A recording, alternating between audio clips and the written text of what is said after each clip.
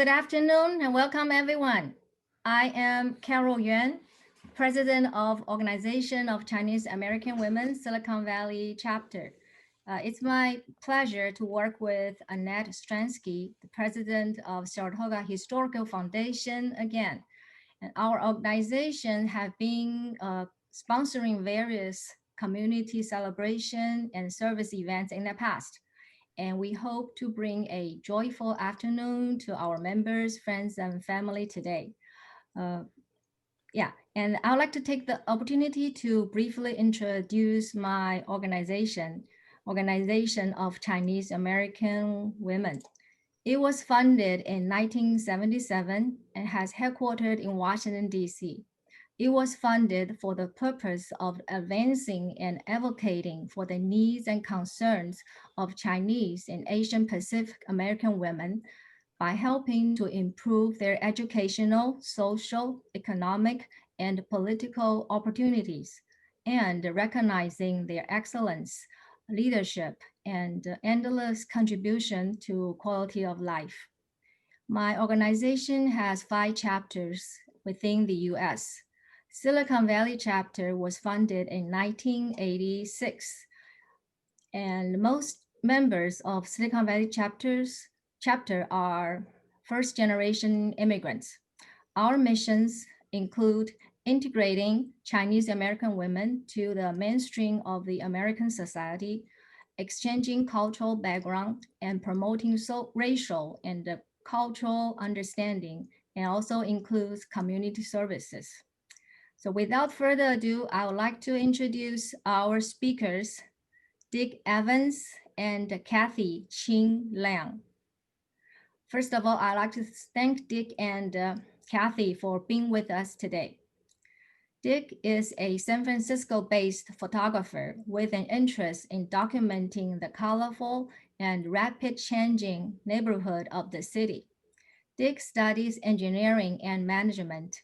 He has spent his 50-year career in the global metals sector, living in 5 countries and multiple locations in Africa, Europe, and North America. It was during these travels that he developed an appreciation for the diversity and richness of different cultures and an interest in documentary photography. Kathy is an award-winning journalist covers technology, business, art, architecture, and anything that piques her interest. Growing up in a bicultural environment, Chinese at home and American at school, she is typical of many American-born Chinese who struggled with identity issues and eventually learned to embrace their Chinese heritage. For 2 years, Dick scoured the streets of San Francisco's Chinatown, taking breathtaking photos, developing friendship with merchants and nonprofit leaders along the way. Kathy partnered with Dick and conducted more than 100 interviews. Together, they will present the history, cultural, tourism, and traditions of San Francisco Chinatown to life with never seen before images from their newly released photo documentary book, San Francisco's Chinatown. All revenue from the sale of their book will be donated to collaborating nonprofit organizations. Now I'll turn it to Annette to lead us to today's program. You're on mute, Annette. Annette, you're on mute. You're going to have to unmute. Here we go. Perfect. Yay. Good afternoon, and thank you, Carol. We really enjoy being a co-sponsor with the OCAW, so thank you very much. I'm going to tell you a little bit about the Saratoga Historical Foundation. We're an all-volunteer 501(c) nonprofit organization. Our mission is preserving history, so we really love this particular type of presentation. We manage the museum, 1850s Pioneer Cottage, and one-room schoolhouse at the Historical Park in Saratoga. We're presently closed due to the pandemic. But if you go up to our website, www.saratogahistory.com, you can see many online activities concerning local history and enjoy them. In addition to the park, we provide lectures, presentations, walking and bicycle tours, and more. You can get on our email list to find out more about these activities by going up to www.saratogahistory.com and register. It's all free. So now I would like to introduce a very short but very great video on the history of San Francisco's Chinatown to whet your interest in the presentation to come.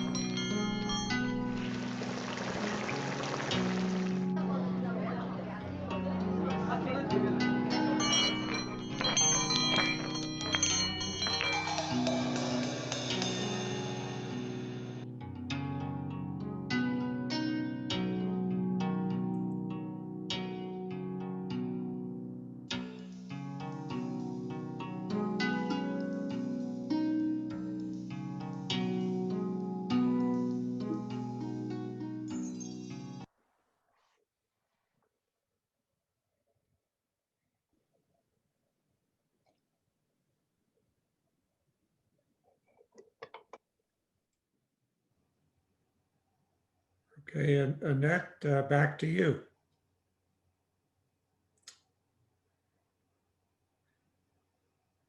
But you're muted again. There you go. Thank you very much. Can you hear me? Yes. Perfect. So if you have any questions or comments during the next few minutes when we start our presentation, please use the chat button at the bottom of the screen. These questions will be saved until the end of the presentation and then answered. So just be patient, and I'm going to invite you to sit back, grab a hot beverage, relax, and prepare for this exciting journey through Chinatown. Here's Dick. Okay, thank you very much, Annette, and thank you, Carol, both for your introductions.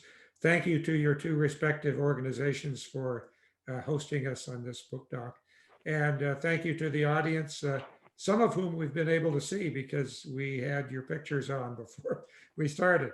And again, I encourage you to ask any questions or make comments in the boxes at the bottom. So let's take a look at this first slide, which also happens to be my virtual background, the one that's right behind me on the screen.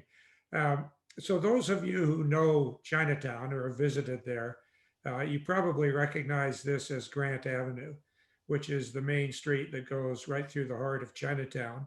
It also happens to be the oldest, or certainly one of the oldest streets in San Francisco.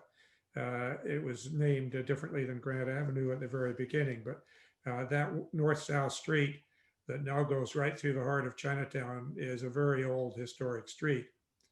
And what you see here in the image is a very iconic image of Chinatown. Myself and my wife and family first visited Chinatown probably about 50 years ago. And I think I saw all of the lanterns, the architecture, and I always assumed that that's the way Chinatown always was. And in a minute, I'll mention that it's not necessarily the case. But today it is what we think of as being Chinatown, and it's very colorful and very photogenic. Now, it's not a surprise that we actually chose one of these building facades on Grant Avenue to be the cover of the book, which you see here. This is the front cover of the Chinatown book on the dust jacket. And here you see one of the building facades, one of the more famous buildings.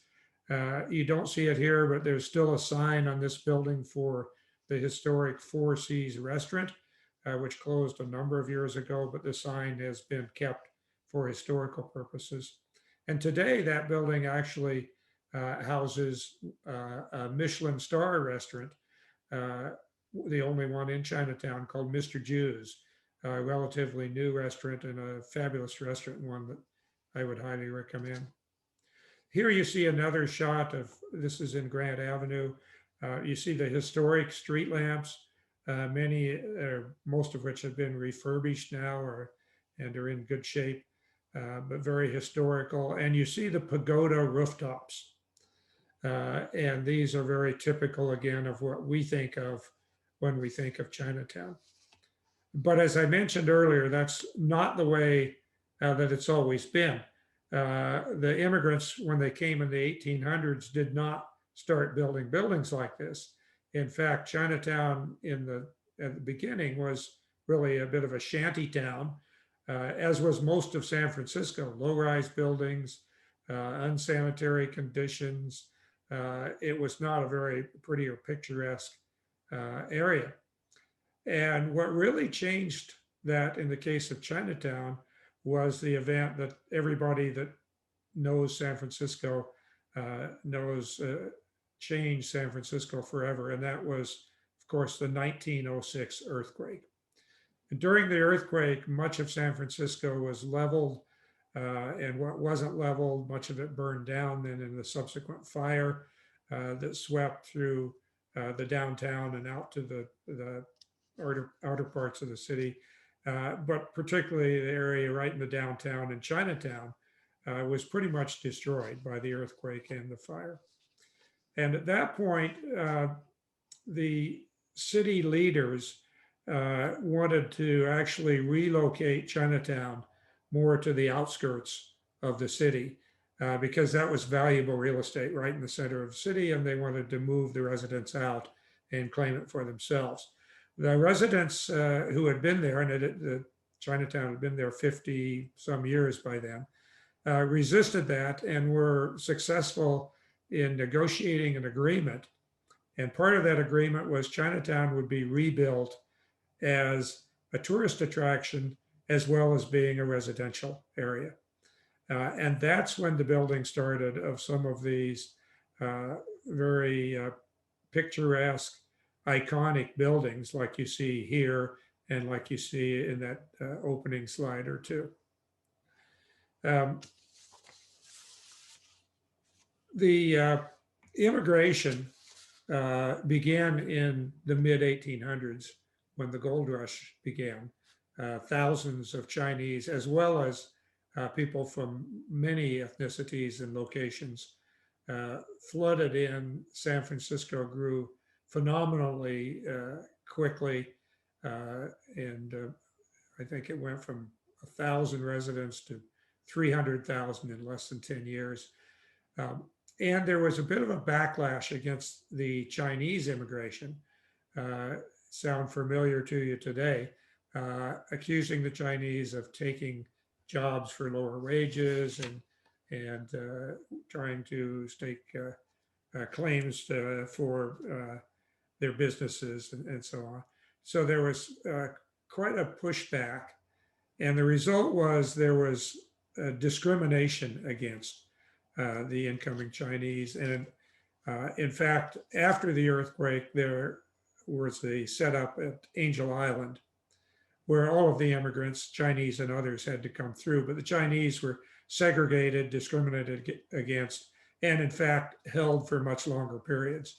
And during that period, some of the immigrants coming in carved poems, names, sayings, and comments in the wooden walls and on the railings there in the buildings. And those you can still see if you visit Angel Island. Now, a project a couple of years ago from one of the academics who has followed Chinese history gathered together all of these Chinese character sayings and translated them into English. And this is one of them that's displayed in the Chinese Historical Society Museum in Chinatown.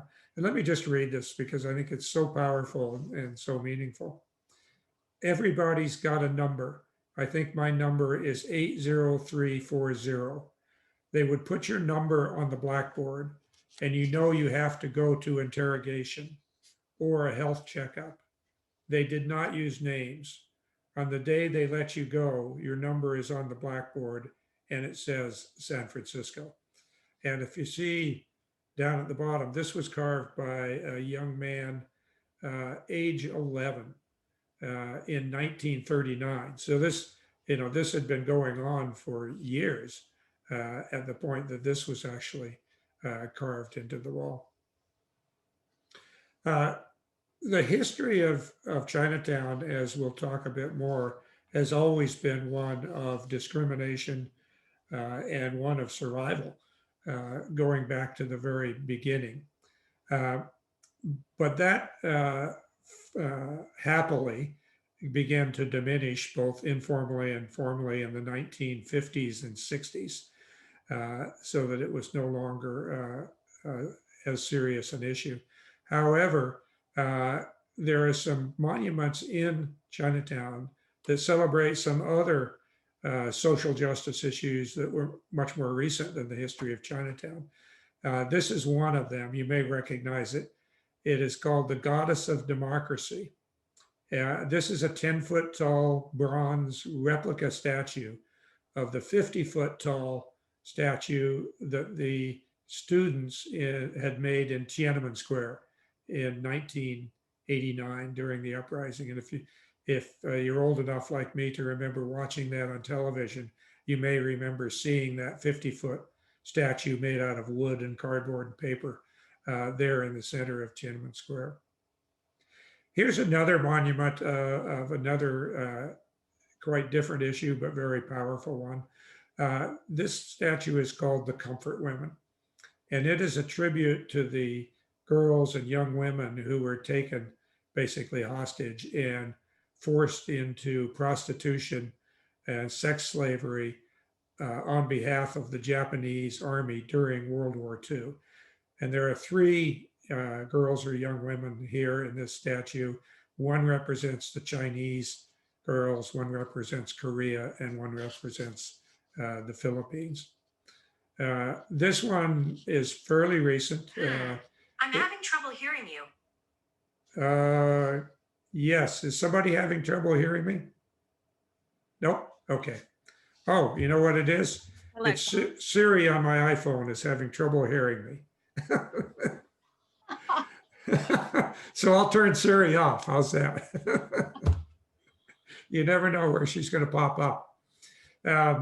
Anyway, the Comfort Women statue caused a bit of a stir when it was erected in Chinatown, and it caused actually, unfortunately, a split between San Francisco and Osaka, its sister city in Japan.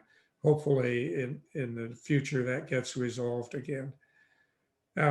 So again, the history of Chinatown always has had this theme from the very beginning over its 170 years of the need for survival and resilience, but it also has many examples of celebration as well.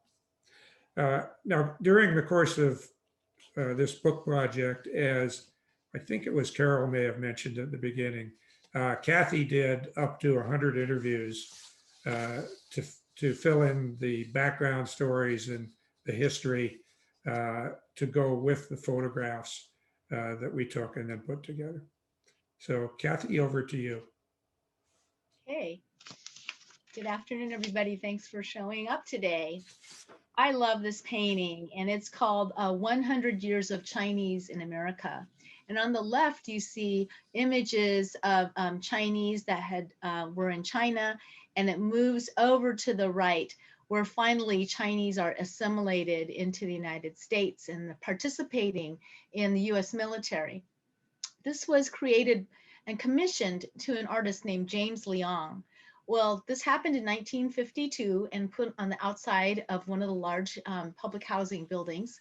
And it was heavily criticized by the Chinese community because although it was historically accurate, they did not feel comfortable.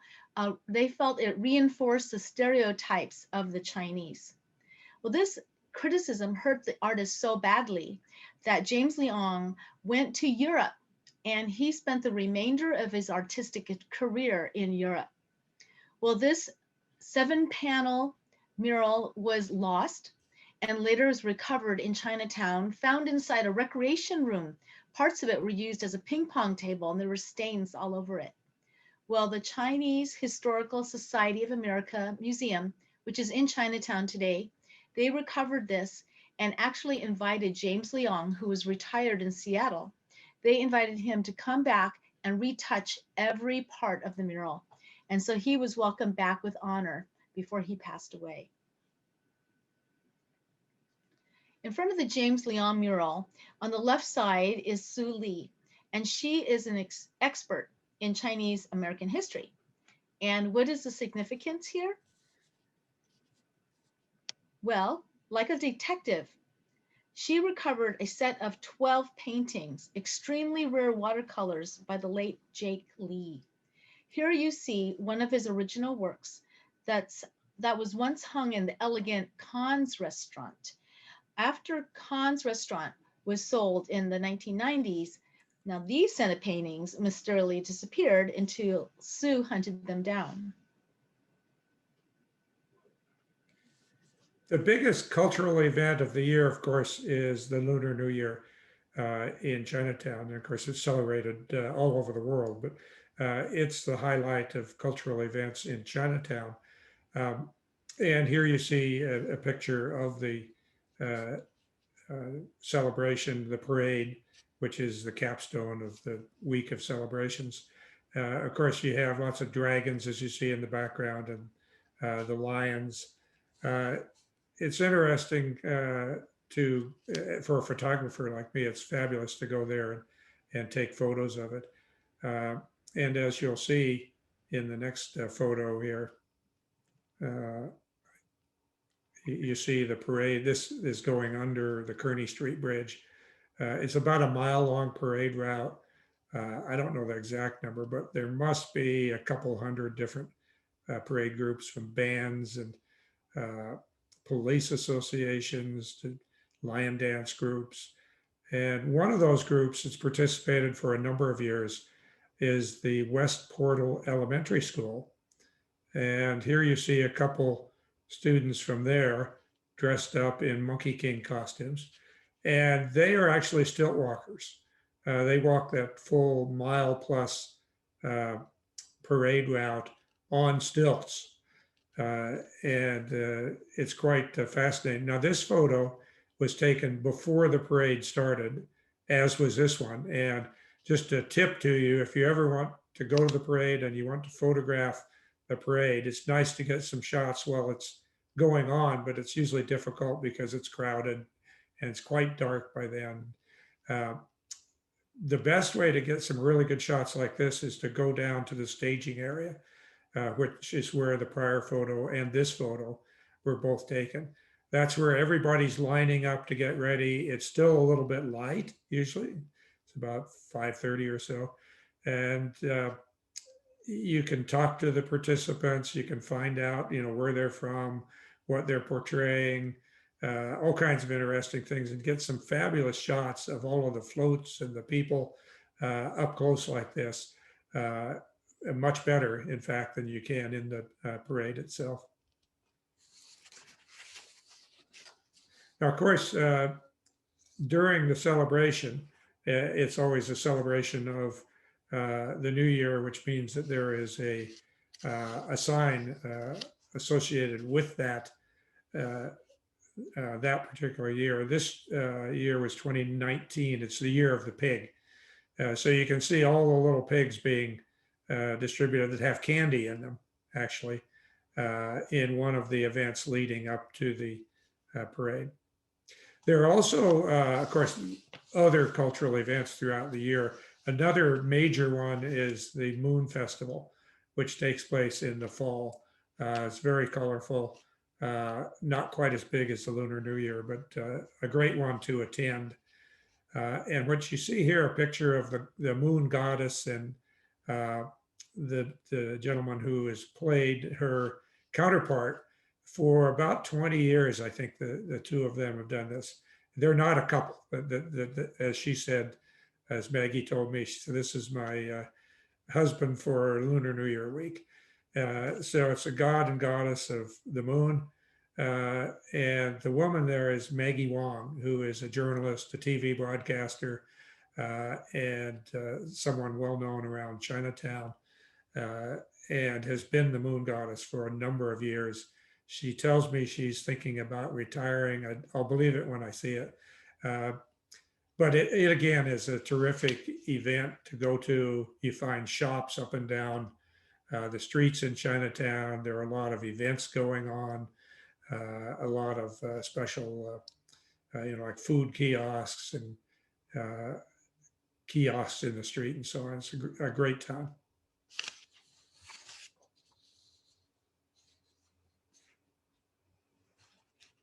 Today, if Bruce Lee were still alive, he would be 80 years old. And before he came on the scene in the 1970s, Chinese males really had no role models. They were cast as houseboys or evil emperors in the media, or white people played lead Chinese roles with taped eyes, and they would speak broken English in stereotypic Chinese accent. Now, in this slide, you'll see this man on the left, and his name is Jeff Chin.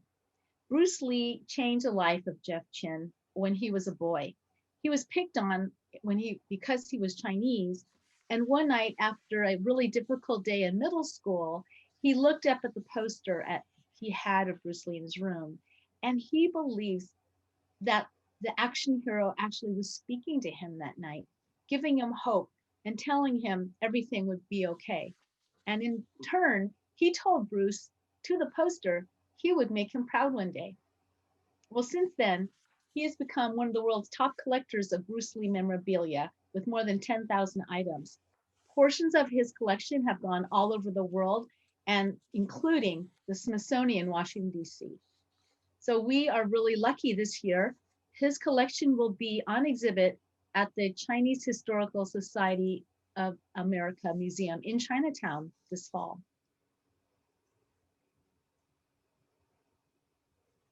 We're here at Skyline Memorial Park, the Ritz-Carlton of cemeteries, and every spring, Taoist priests and families come by the busload during Qingming, a holiday to honor dead ancestors.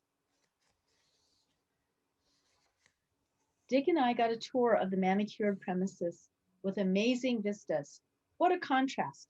In the 1800s, Chinese could not be buried in the same cemeteries as other races, and their bodies were pushed outside of San Francisco. Kathy mentioned Kung Fu in relation to Bruce Lee, a form of martial arts, but another form of martial arts with the Chinese heritage, of course, is Tai Chi. And today you see Tai Chi practiced many places around the country and around the world, in fact, particularly in parks and morning exercise groups, and also in exhibitions and performances. We were fortunate to get a tip from someone that there was actually International Tai Chi Day during the time that we were doing the photo shoots. And as a result of that, we were able to work with the Chinese Culture Center, who we partnered with on this project, to offer some free tea and pastries to anyone who wanted to come take a free Tai Chi lesson on Tai Chi Day on the Kearney Street Bridge. And as you can see, a number of people showed up. They had a great time. The young woman in the front was the instructor. It was available to people of all levels of expertise. And as a result, we were able to take a number of shots of people doing Tai Chi with Chinatown in the background there. You can see the Chinese gate to the Kearney Street Bridge right at Portsmouth Square in the very background. And also during the period of the book project, we were lucky to find this woman who is a master in Tai Chi, or a Sifu as it's called. Her name is Xu Fen Zhao. And we were really lucky because we were actually photographing her husband and their herbalist shop. And he's also portrayed in the book. And we discovered, we saw a number of large trophies up on top of the herbal cabinets, and asked, whose those were. And that was hers, Xu Fen's. And we learned that she was this Tai Chi master. So naturally, we asked if she would be willing to come back and maybe go around Chinatown and show us some Tai Chi poses so that we could take some photographs in front of like iconic buildings or squares, or in this case, one of the dragon murals.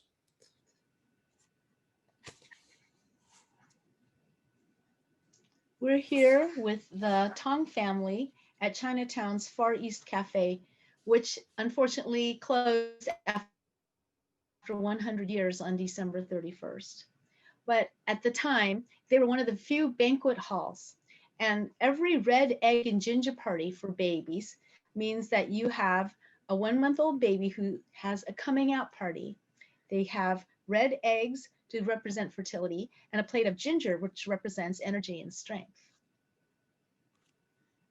It's the kids that really love Chinese New Year the most. You typically give 2 red envelopes filled with 2 fresh bills for double happiness. And this upcoming year is the year of the ox. Here you have a gal, and she's the owner of this dress shop. When a gal grows up and gets engaged, the bride-to-be will order a custom tailored cheongsam to wear during her wedding banquet. Meanwhile, the wedding tea ceremony is another treasured tradition, but fewer and fewer Chinese couples are honoring it. But here we have Liana and Michael Tang, and they are the exception. They are doing the Chinese tea ceremony. They will present tea to the elders, and in turn, the parents and grandparents, one couple at a time, will offer the couple money and jewelry. Now, brides aren't the only ones who receive jewelry. Many times, an older woman will start handing down her collection when she feels the time is right, and she'll hand it down to her granddaughter, daughter, or daughter-in-law. In ancient times, people believed that if you wore a gold necklace or a jade bracelet, you would be protected from evil spirits. So Chinese jewelry is unique. It's not just ornamental. Many believe that in the old days that they possessed powers, and it was used also as money, bartering money during times of war.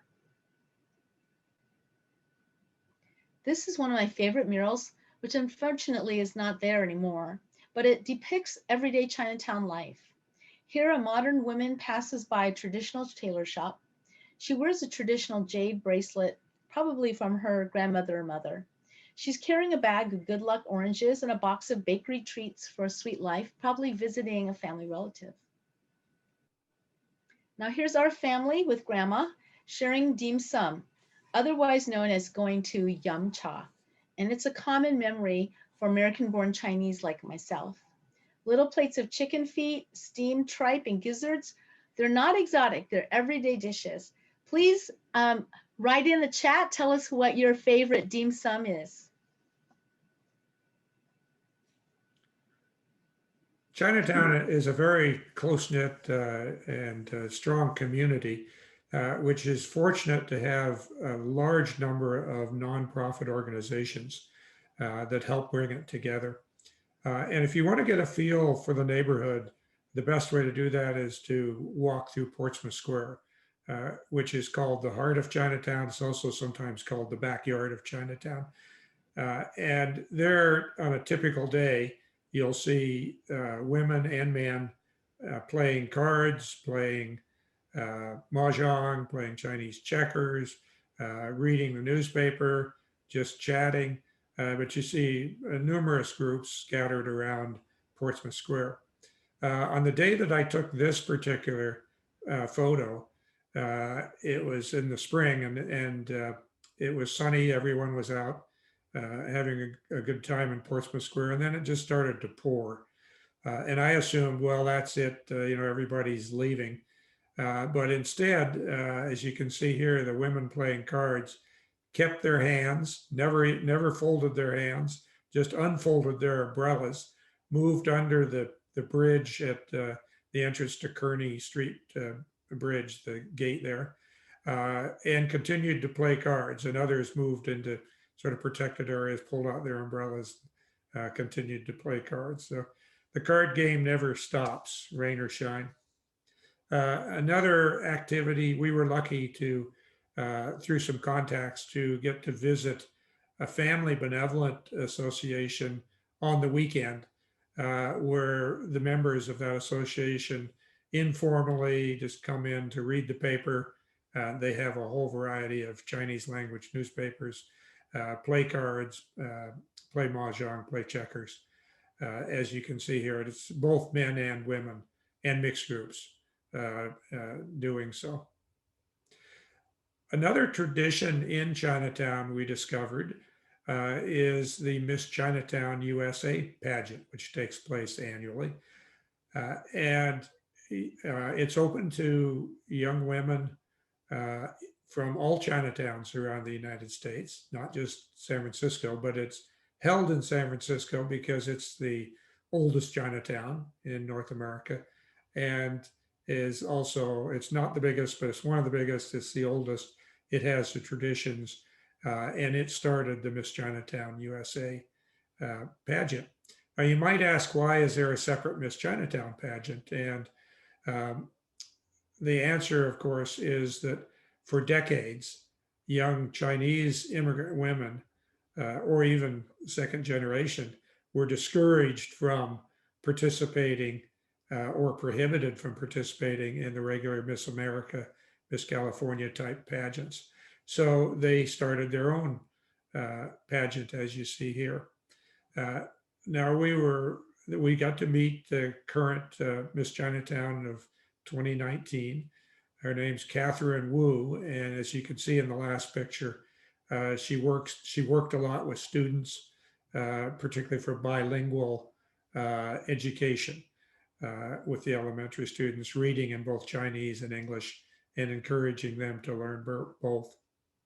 Here she is in a different pose, and we discovered, much to our delight and surprise, that she was actually a world-class archer.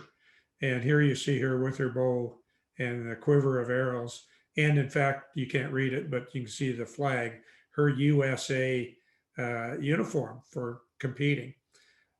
She was hoping to participate in the Olympics last year, and very unfortunate, of course, the Olympics had to be canceled because of COVID.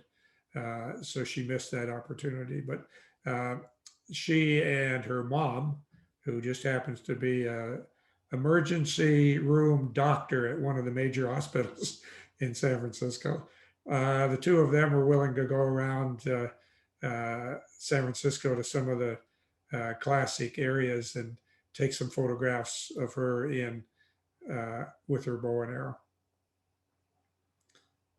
Here's another institution that started in Chinatown because there was discrimination against Chinese using services outside of Chinatown, and it's the YMCA.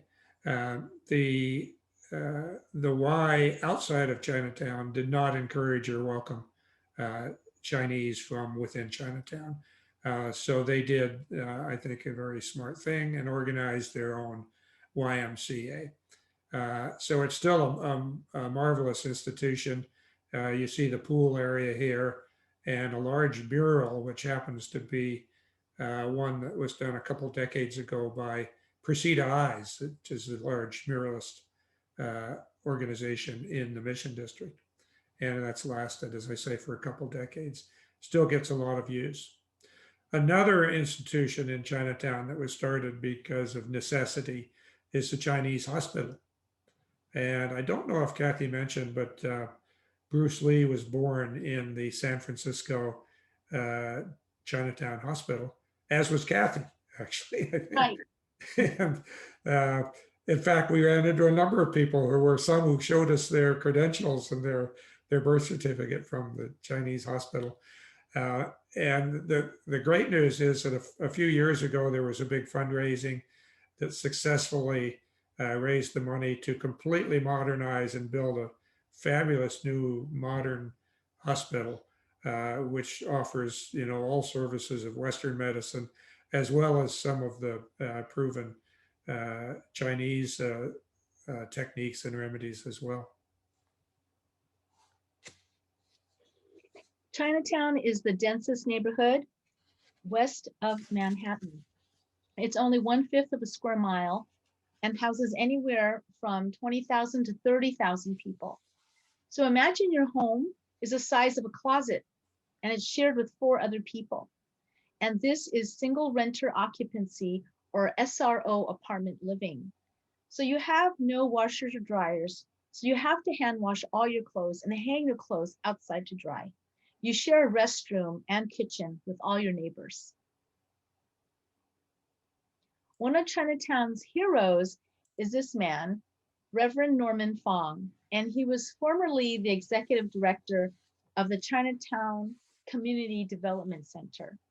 And on the day of this photo shoot, a young lady who lived in the SRO building came up to him and asked if he could visit her grandmother. Because her grandmother was too sick to walk down the stairs to go to the doctor, the family wanted Reverend Fong to come and pray for her. So with much compassion and tenderness, he took both of her hands in his and he whispered a prayer in Chinese.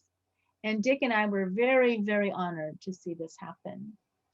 So going from old to young, if you're on the Dragon Boat team from the Community Youth Center, all your gear and all your practice time is free of charge, unlike other places. Thanks to CYC, the sport's transforming the lives of at-risk kids who might be tempted to join the wrong crowd. This gal, Bella Chen, admits that she was totally unathletic before she joined the team, and now she is the team captain. Today, many young Chinese kids are very proud of their heritage. Yuhan Chen, she's only 6 years old in this picture. She picks up a brush for the first time at a Chinese New Year event, and she finds out that she really excels at Chinese calligraphy. This is my nephew, Tyler Pham, and he is sampling dragon beard candy, and he's making a dragon beard of his own, as you can see. Now, dragon beard candy was originally the dessert of ancient Chinese emperors. It's made from a solid block of syrup and is pulled to form thousands and thousands of threads. It's delicious. Now, these colorful buildings, if you pass by them in Chinatown, are not just ornamental. They belong to family associations, and there's more than 200 in Chinatown. Back in the 1800s, when you first came to Chinatown in America, you would look up your association based on your village or your last name, and they would help you secure a job and a place to stay. Now, these association rooms often feature shrines. Notice that these are private clubhouses. You cannot just walk inside. So getting in to take pictures was really a rare treat for Dick and myself. Now, a play called King of the Yees is about family associations, and it was written by Lauren Yee, who created came up with this comedy, and she grew up in Chinatown and spent many years attending association functions. The largest of these associations is the Chinese Consolidated Benevolent Association, and it has more than 50,000 members all over the US and Canada. Now, recently, they worked with officials to block marijuana shops from coming into Chinatown. And the largest problem facing the association is future leadership. As you can see, many of these men are elderly, and most of their sons, they don't want to be involved, and women are not encouraged to take on leadership in the associations. So there is a problem. Now, this woman, Cecilia Chain, recently passed away at 100 years old in October. She was a very famous restaurateur and also referred to as the Julia Child of Chinese cooking. Back in 1968, she opened the very first very elegant Chinese restaurant called the Mandarin. It was based in Ghirardelli Square and not Chinatown, because the people in Chinatown did not like the fact that she was a woman, and they did not like the fact that she was not Cantonese. She was from Shanghai. So because of that, she had to go outside, and that was Ghirardelli Square. But she became very successful, and her son Philip also caught the restaurant bug. He's the co-founder of PF Chang's with restaurants all over the world. Now, in the 1800s, Chinese schools were erected because parents feared their children would lose language and culture. And at that time, they learned Cantonese. But today, kids are learning Mandarin, the national language of China. Music and dance is also an important cultural attribute and tradition within Chinatown, of course, within Chinese culture. Everything from the Chinese opera to the Grant Avenue Follies, which is, I'll talk about in a minute, to lion dancing. Here you see a young man setting up the props for the Chinese opera performance.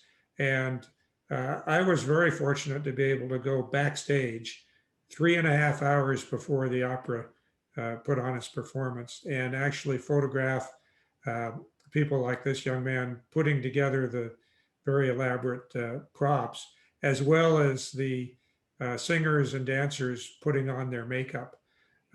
And you would think 3.5 hours is a long time and you'd get totally bored, but it was fascinating to watch the divas and the other performers put on their makeup, one step at a time to these very elaborate costumes. I did ask them how long does it take to take it off, since it takes 3.5 hours to put it on, and the answer is about 10 or 15 minutes. So obviously that's a much quicker process. Here you can see one of the scenes in the performance. You see the backdrop there. Beautiful, very formal performances, the singing and dancing. But you appreciate it just a whole lot more if you've seen all the buildup, all the work and effort that goes into getting ready for that 90 minutes or so of performance on stage.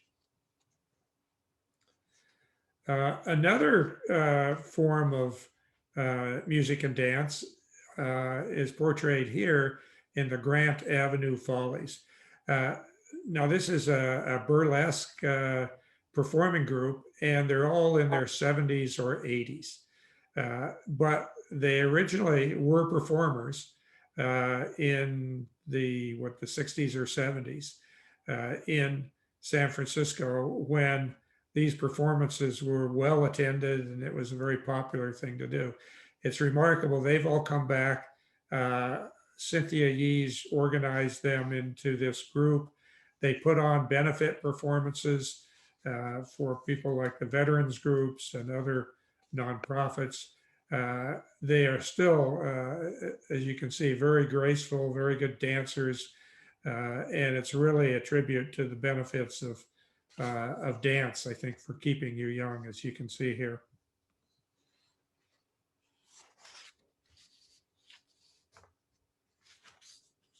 Now, moving a 10-pound lion head to mimic a real lion is a lot of work, And if you haven't practiced, you won't last through an entire parade.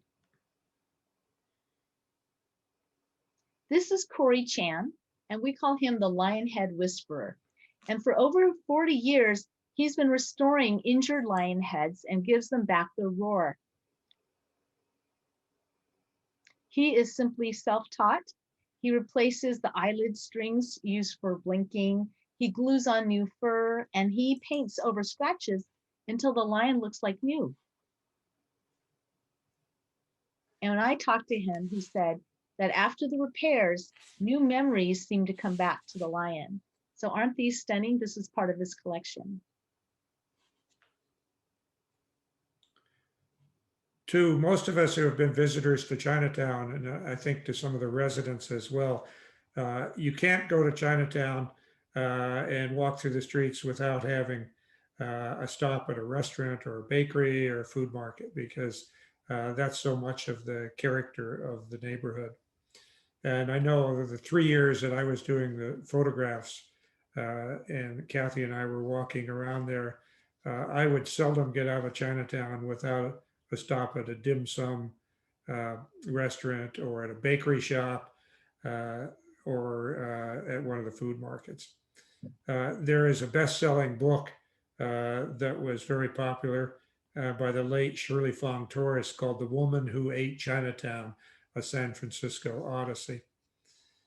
Now, as you see in this window, this is obviously a very local establishment, not necessarily geared to tourism, much more geared to locals.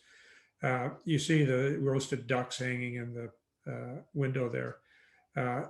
Also, if you go to even the most contemporary modern restaurants like China Live here, you're still likely to see roasted ducks, and I'm very happy for that because they do a marvelous roasted duck, sliced Peking duck in sesame buns. It's really recommended. This is also China Live. China Live is a new restaurant that started just a year or two before the pandemic hit by a gentleman named George Chen and his wife, Cindy Chen.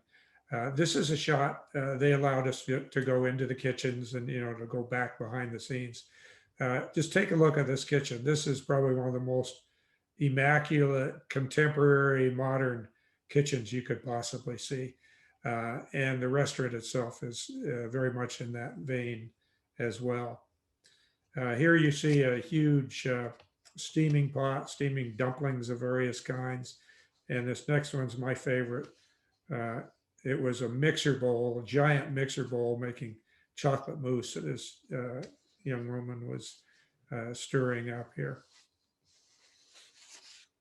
This is another one. I mentioned this earlier. This is the restaurant Mr. Jew's. It is in that building that's on the cover of the book. So it's right on Grant Street, right in the center of Chinatown. This is on the second floor. It's a very contemporary restaurant. It's a Michelin-starred restaurant.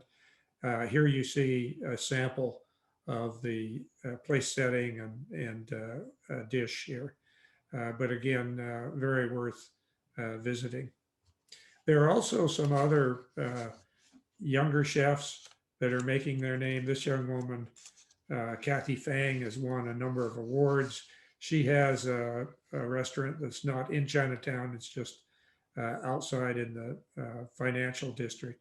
But it is, as I say, has won some awards.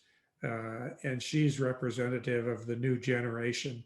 Her parents both still do own a restaurant in Chinatown. She grew up working in the kitchen as a young girl there. So she knows the restaurant business from the ground up. Now this happy employee works at Mo Li Shenqi, and it is a business of dried meats. It's been around for about 100 years.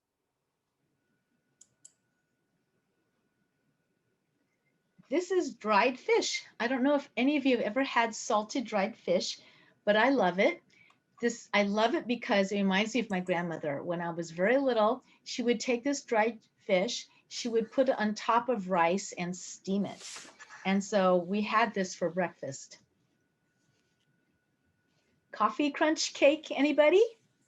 Eastern Bakery, which is still open, is one of 2 bakeries that sells this famous cake in San Francisco. And the other bakery is in Japantown. On Stockton Street in Chinatown, it is known as the local people's Chinatown. And every day at 4 o'clock, the grandmothers emerge from their little apartments for produce that's on sale. The produce vendors will say, "Yep man, yep bao," and that means $1, 1 bag. And that's one thing that unites us Chinese through all the generations, that we all love a good bargain. Now, what are these dried roots and fungi used for? These are ingredients in a healthy family Chinese soup. So you take a fistful of this and a fingerful of that. Soup can clear your acne, it can fortify your qi, it can improve your circulation, and many other things. So a traditional Cantonese mother cooks soup every day for her family. And unfortunately, I didn't pick that up, and I am not a traditional Chinese mother, but I do love Chinese soup.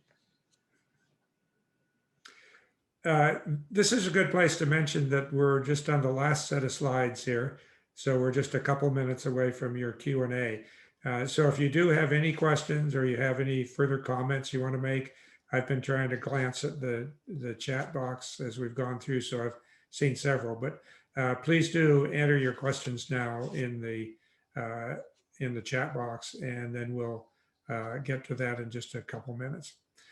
So the last section is just some shots of some of the small businesses in Chinatown. And Chinatown's economy is really built on these entrepreneurs and small family businesses.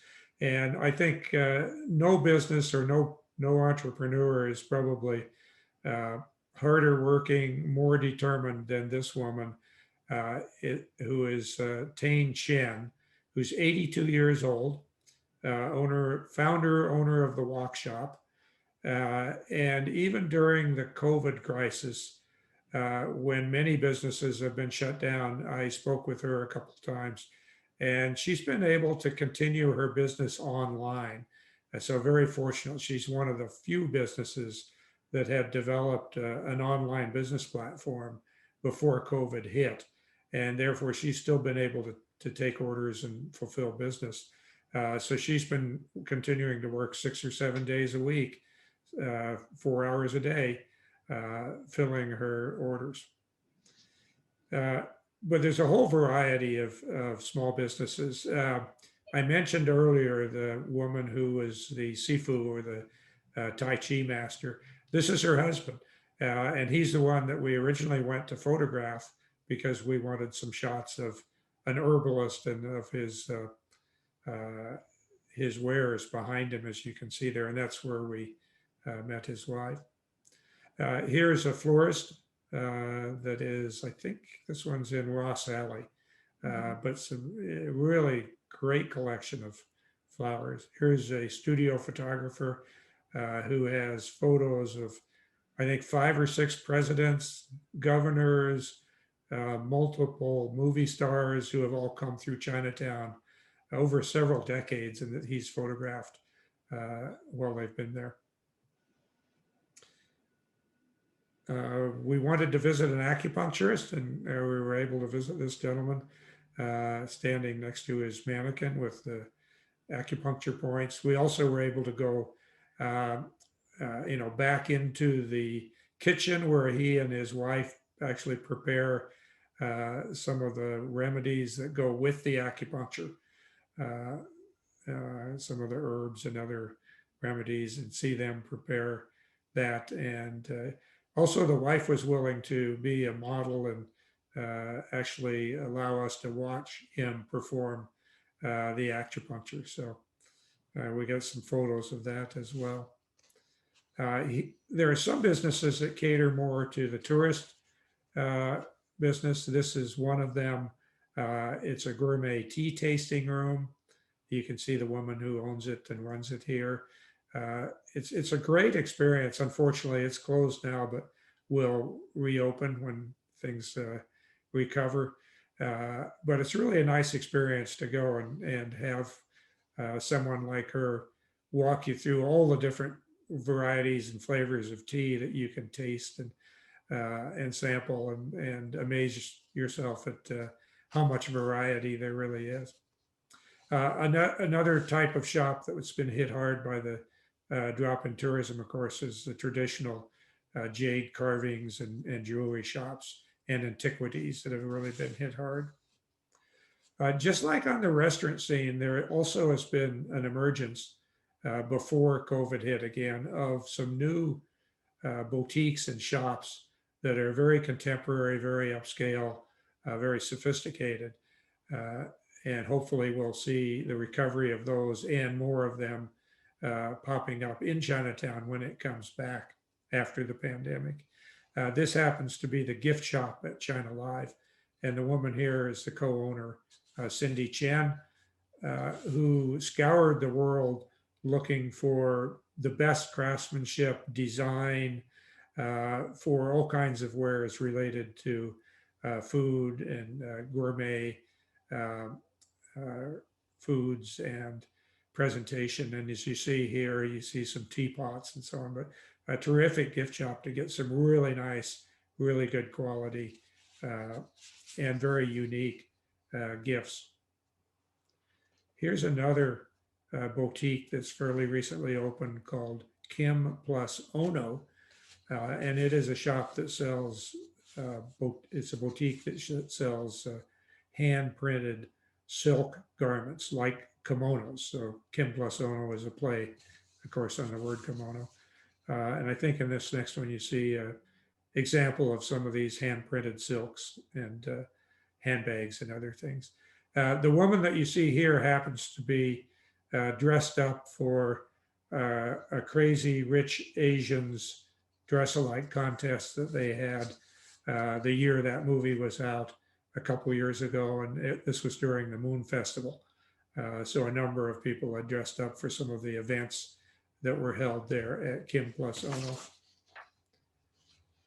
And finally, just to close on this image, which is also the back cover of the book, and quite a different image from the front cover, but one that we just all love because if you look at the combination here, it's a photo of a mural. It's in a back hall of a new restaurant called Dim Sum Corner, which is right on the corner of Grant Avenue and California Street. And also, by the way, is one that is open and doing business with takeout, all kinds of dim sum, great quality, freshness, and highly recommended. But this young woman in the mural, we love the image because here you've got, sort of a young, confident woman with a modern camera, and yet she's wearing this very traditional Chinese dress. And the whole thing's done in this very contemporary graphic art vibe in terms of the style of the mural. So we thought it was a great sort of representation of Chinatown, which looks back to its history, but is also looking ahead at the same time toward the future. So with that, I've seen as we've gone through this, oh, by the way, here's the website for the book that is ChinatownBooksSF.com at the bottom, where you can, just go to that website. You'll see many more photographs, more than are in the book itself. You'll also see about 25 stories that Kathy had written from her interviews. They're short stories. They're illustrated with photos that went with them. You'll find a more detailed history of Chinatown than is in the book. You'll also find some tabs about how you can order the book if you're interested. Also, I think there are probably some other comments about the book and things, other things about it. So I encourage you to visit that website. But let's go to your questions now. And I'm guessing that probably Carol and Annette have been following the chat room maybe a bit closer than Kathy and I have. So if either of you see some questions you would like to relay to us, and we can go back to the chat room itself to look at what's listed there. Annette or Carol, anything? Yes. Right. There's a question about the housing underground. Was told that 50 years ago, as much housing was below ground in Chinatown. Is that true? I saw that question. And, I don't definitively know the answer. We certainly did not see a lot of underground housing, any underground housing, I don't think, other than there are sort of basement, daylight basement housing. There are underground restaurants. I know that Chinatown's famous, and we ate in a number of the underground restaurants. It's quite possible, I guess, that there was underground housing. The SROs that we visited were all, above ground in apartments, multi-story apartments, basically. And we were shown SROs by both Aaron Peskin, who's a city supervisor and has a lot of connections to Chinatown, as well as Norman Fong, who had, as Kathy mentioned previously, run that housing organization. Neither of them mentioned anything in regard to underground housing. Now, I don't know, perhaps, Kathy, you might have some insight on that. I think there might have been like places that were basements, like there are basement cafes where you would take stairs to go down and eat downstairs. My grandmother worked in a sweatshop, and it was a basement sweatshop. So there might have been like basement dwellings, but not so much like living in a tunnel or anything like that, but more like basement. You would have basement businesses. So I would not be surprised if there were basement dwellings. Maybe the shopkeeper would sleep there in in his laundry. That was like a basement laundry. So, but not that common today. Okay. Another question I saw is like is asking, so other than the Cantonese, were other Chinese ethnic group welcomed to Chinatown in the immigration era? Yes, they were welcome to Chinatown, but still predominantly Cantonese, and also Seiyap, which is a dialect from Guangdong. So we have more and more Mandarin speakers coming in and Taiwan speakers, but predominantly still Cantonese. And you do see some Taiwanese now, which I think is much more recent immigration. But on a sunny day, when everybody's flying their flags, you will see some Taiwanese flags, as well as China flags, as well as US flags. And if you're a tourist going in and you speak Mandarin, you will be welcome in the restaurant. You will be welcome in the souvenir shops. They know a little bit of Mandarin. Let's see. And also, just wondering, what did you both meet and decide on to work on this project? I'll let Kathy tell that story from her perspective. Okay. A couple of years ago, I wrote a story about Chinatown, the change I saw in Chinatown. It ran in the New York Times. And after it ran, I got an email from an organization called the Chinese Culture Center. And the Chinese Culture Center said a man named Dick Evans is a photographer and wanted to collaborate with me, possibly on a book, and have me as a writer. And I did not believe this email because I had just been spammed by a Russian businessman earlier that summer. And so I didn't think it was real. And so I just was going to ignore it. But somehow in the back of my mind, I thought I better follow up with this. So I followed up, and we arranged a meeting at the Chinese Culture Center in Chinatown. And that is how we met for the first time.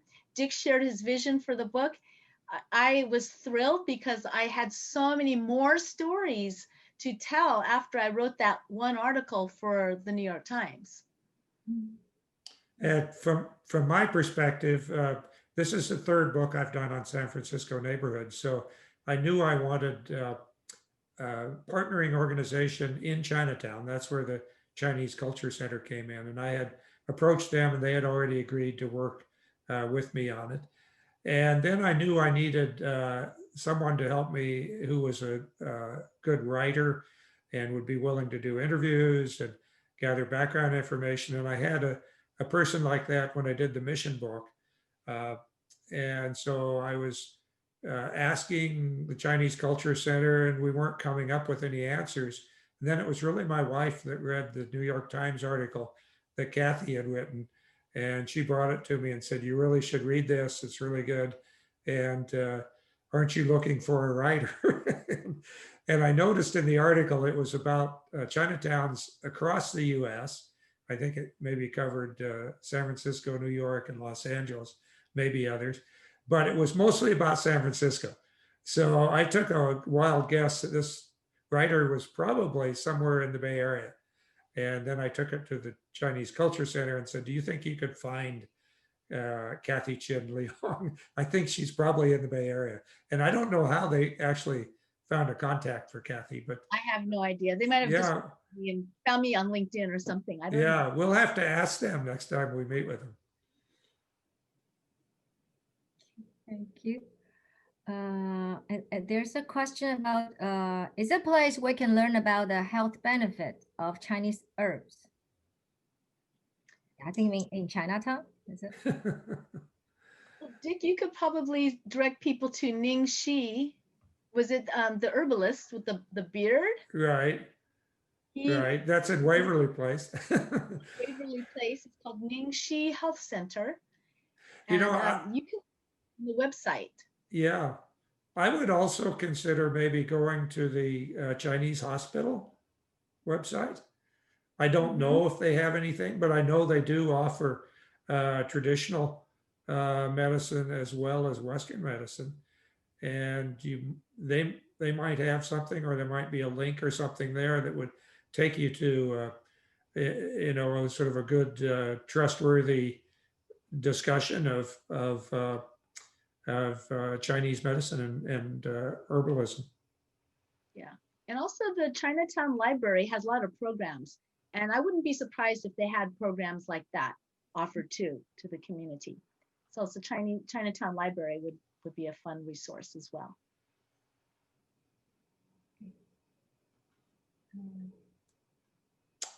Okay, another question is, do you cover the Donald Lena Cameron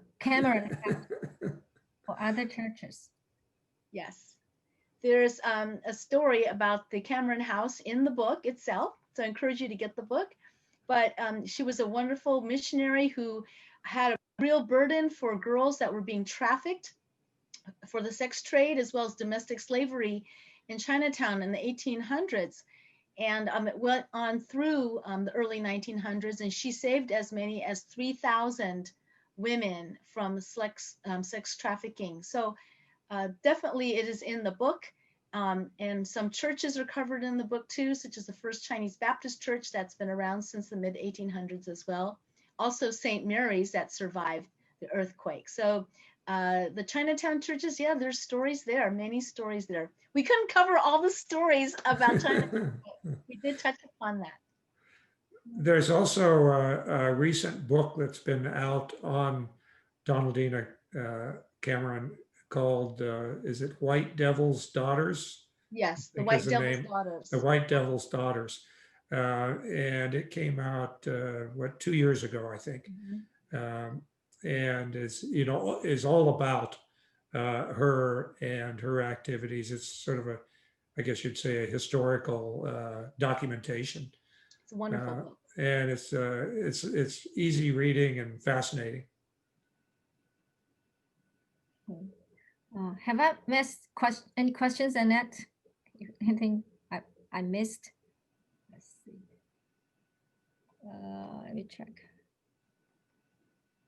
Oh, is most of San Francisco Chinatown owned by private Chinese Americans or developers?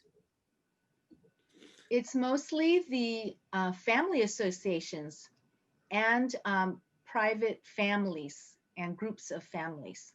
So not so much developers. Okay. I have a interesting anecdote about that, and that is that I wanted to get an overview shot of Chinatown.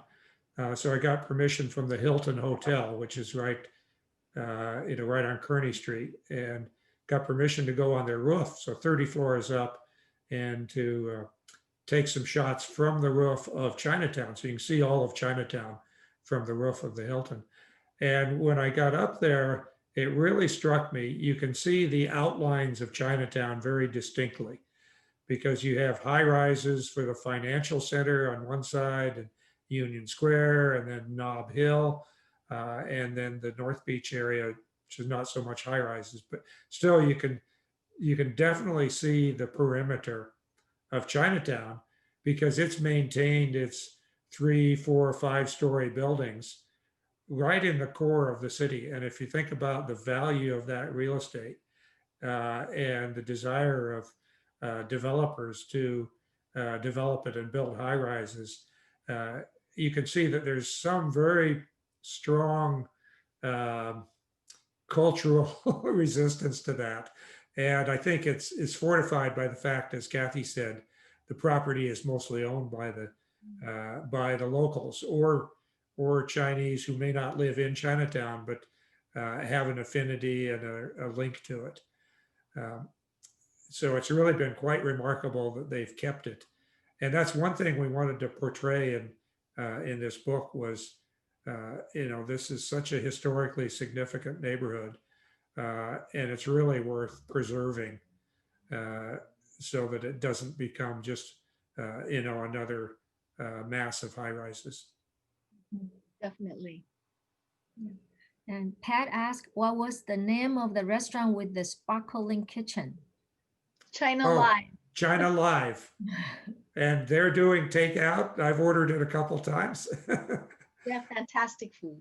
And if you go buy the book, or if you go on the website and see pictures of it, we also have pictures of the restaurant area as well, and more pictures of the gift shop, and more shots of the kitchen too, actually, including the chef.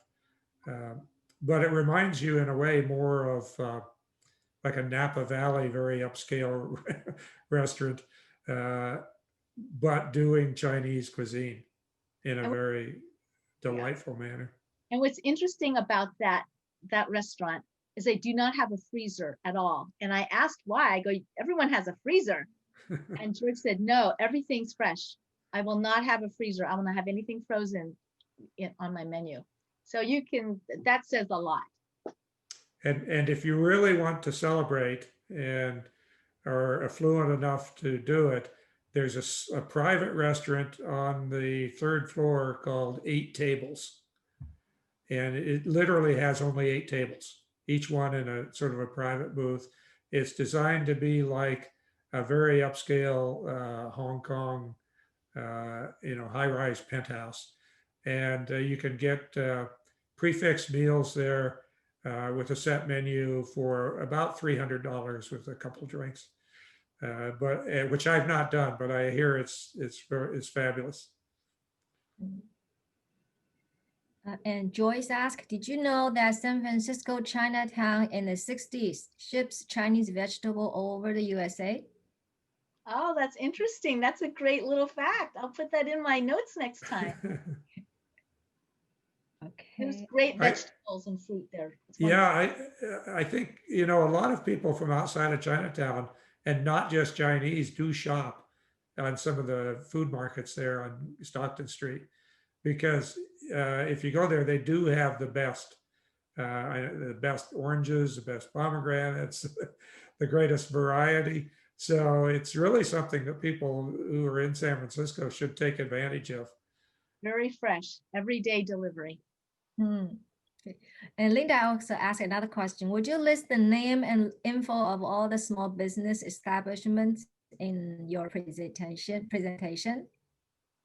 I believe it's on our website, ChinatownSF.com. So you could see a list of the different, read the stories. And also I wrote a story about what you can do during the pandemic to support Chinatown? Yeah, here you see the website, chinatownbooksf.com.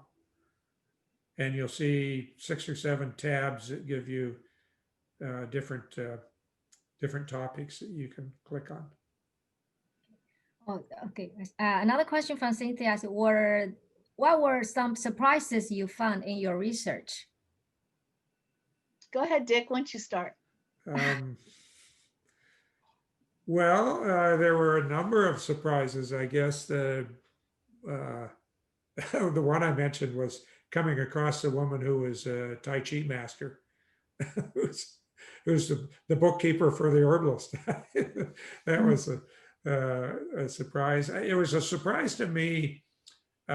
Maybe shouldn't have been. Maybe it's not to others.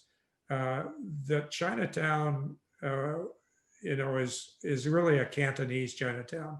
It's starting to change a little bit, but I was surprised that it was such a concentration, and that many people in Chinatown only spoke Cantonese. But I was also surprised that a number of Chinese Americans who may own businesses in Chinatown don't speak Chinese.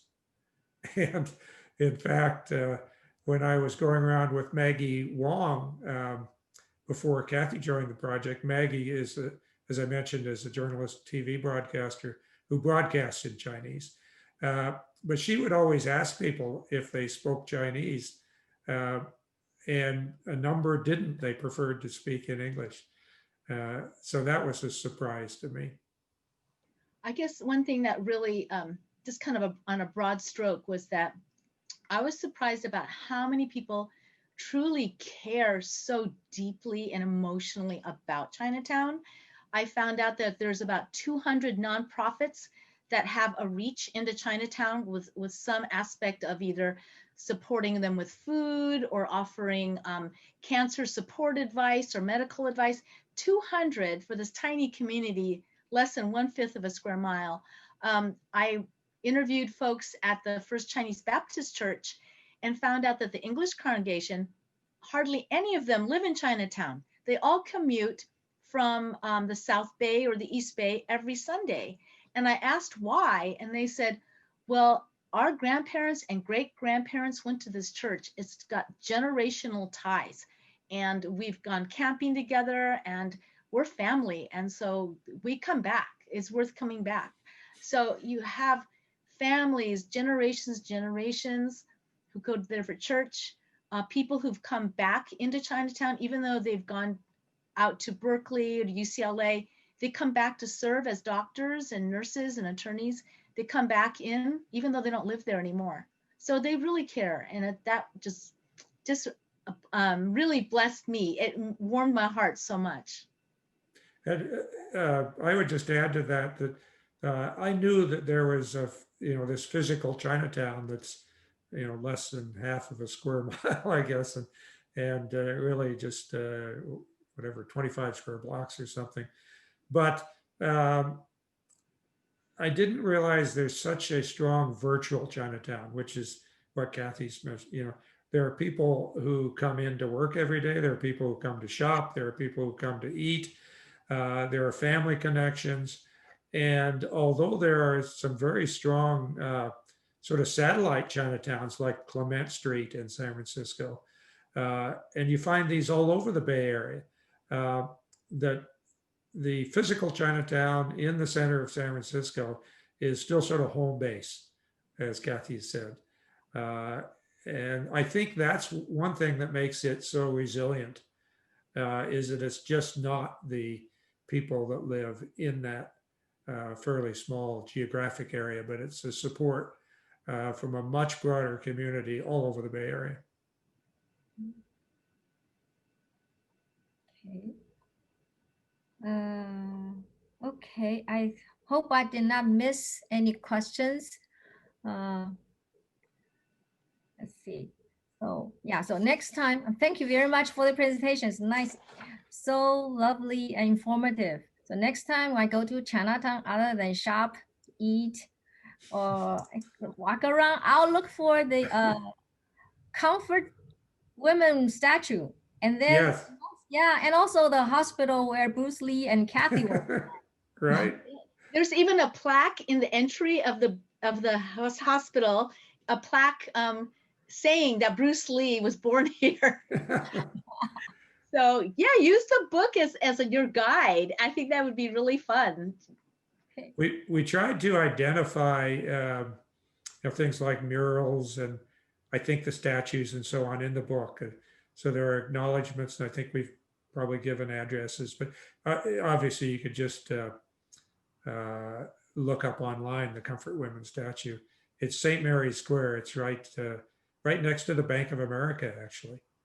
The background that you see behind that statue is the Bank of America building. Okay. Yeah, a lot of people say thank you. Great presentation, lots of information, loving presentation as well. Yeah, so thank you. We're really honored to have you. Thanks so Thank, much. thank you. Have a good afternoon. Good afternoon. Yeah, you too. Bye.